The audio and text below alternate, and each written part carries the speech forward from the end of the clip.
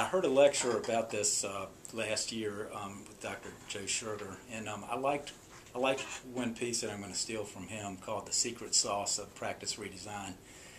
He said the key to all of this is continuous rather than episodic care. The current medical system is episodic care. You come in for an office visit, that's it. You don't do much outside that office visit. This is more of a continuous and, taking care of the whole patient approach. Proactive rather than reactive care. A lot of what we do in medicine is you come in with a complaint, we react to it and take care of it. Proactive means our team gets ready for the office visit before the visit, make sure we have all the information we need, figure out if maybe we need to work on your blood pressure because it wasn't very good last time. And proactive also means working outside of office visits, doing things like going through a patient registry and finding out who needs a little more intensive care with their management. And then the last is that you need an engaged and activated patient. And I think working in a situation where we form more of an alliance with the patient and work hand in hand with the patient, I think is a better approach than the old paternalistic approach of the doctor gives orders, this is what you do, we'll see you in 3 months. A team approach where the patient has ownership of their chronic disease is the best way to practice medicine, I think, in the new approach. I think the reluctance for many practices to use this new model of care is there are a lot of hurdles to jump to get there. Again, I talked about the rigorous certification process, which I think is very necessary, but it's very time-consuming and it's fairly costly to do it. And it really takes a physician champion as well as other clinical champions in your practice to make it happen. It's a lot of work, and we were very lucky to have a nurse practitioner in our office who kind of took the bull by the horns and made it happen. And it's as I said before, it's a costly process. I think doctors, like most humans, everyone's a little bit afraid of there's fear of change. Changing is hard, especially when there's no guarantee of a payoff down the road, because this is all very new.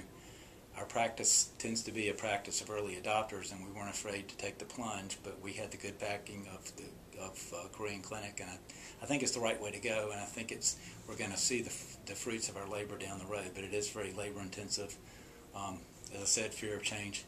And I think there's just been a lack of understanding of this new model. I think people have a hard time grasping it. And I tell you, I learn something new every day about it, and it's still a process in evolution for us. I can tell some days I find myself slipping back into thinking the old way, and I realize I have to come back to thinking more of this new approach and taking more of a patient-centered view. How will the Affordable Care Act affect medical homes is the million-dollar question, and I think we're all going to be interested to see how that pans out. There is a lot of money there to promote primary care because suddenly the value of primary care is coming to the forefront, and I think people are realizing that a lot of the reason that our current healthcare system is so dysfunctional is not because we have bad providers, it's just we don't have primary care doctors doing the coordination piece, and that's where things fall through the cracks. I have nothing against specialists. I have many friends who are specialists. I have a brother who's a specialist. Specialists deliver great care, and I think all patients still need a relationship with their primary care physician to kind of pull all of these various pieces together and see the big picture. And it's hard when you're doing a particular specialty to have that kind of global approach. The Affordable Care Act does mandate some pilot projects, and money is set aside for pilot projects involving the patient-centered medical home as well as for accountable care organizations. Patient-centered medical home is kind of thought to be the foundation to a strong accountable care organization. And one thought is that the medical home can move into more of a neighborhood when you have the accountable care organization.